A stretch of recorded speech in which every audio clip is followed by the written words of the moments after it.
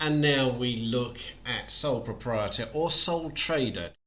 Most companies start out as working on their own sole, working by themselves, trading, running a shop, a coffee shop, a restaurant, or whatever it may be. So it's the most common starting point.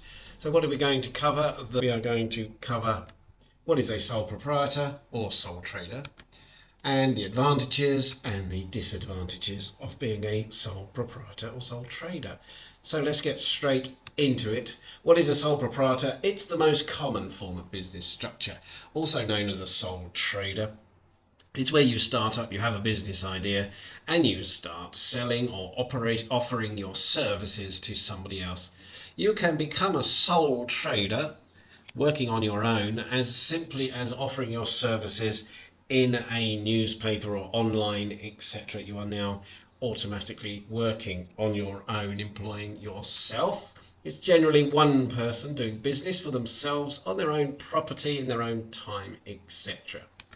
Business owners, you can hire employees, so you're not sole as in one person. You can hire people in, so you might have people working in your company, but it is your company, and whatever people do, if they're working on your behalf in your company's name, you are fully responsible for their actions. So that is a very important point that we'll talk about later, and your liability. For example, if an employee damages something or injures someone, the business owner, the sole proprietor or trader, may be liable for any costs or legal claims. Be careful who you get working for you. Advantages: super easy to set up. It's pretty much automatic. Once you start selling on the street or trading, you are a sole trader or proprietor. It's easy to set up, little formal paperwork, very few regulations controlling what you can and can't do. Depends on the country, of course.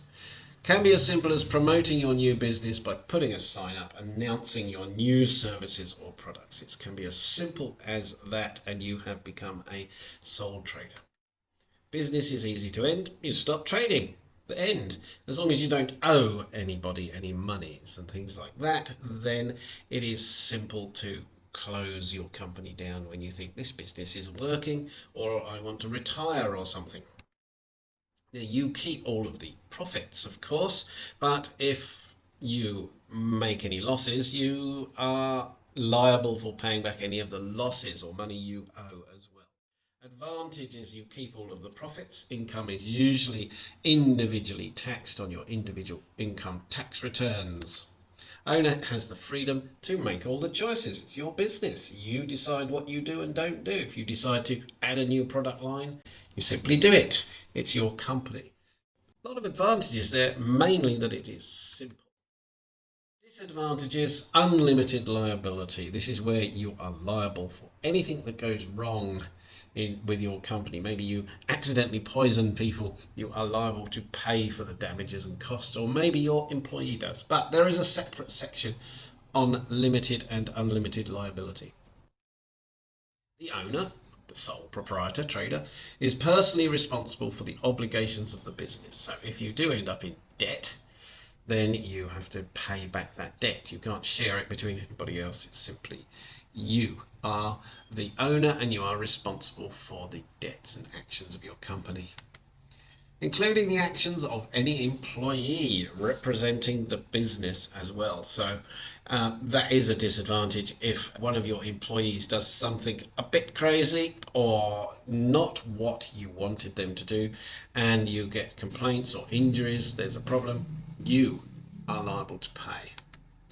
So it may have a limited lifetime because the company, maybe you built it and it's built on your name and people trust you, but when you retire or want to leave the company, then the company may not continue because it's based around you, yourself. You might be able to pass it on. Maybe you have a family member or somebody working for you that will buy the business and continue it, but mostly it's based on the individual person's name. So it can be difficult to raise money, capital, especially if the business hasn't been operating long.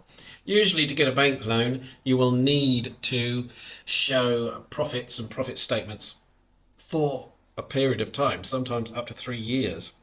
before a bank will trust you to loan money based on your business, etc. That can be a problem. So all of the money has to come from basically the sole proprietor, the owner of the company. Funds generally come from personal savings, there you go, you see, and personal loans, friends, family, etc.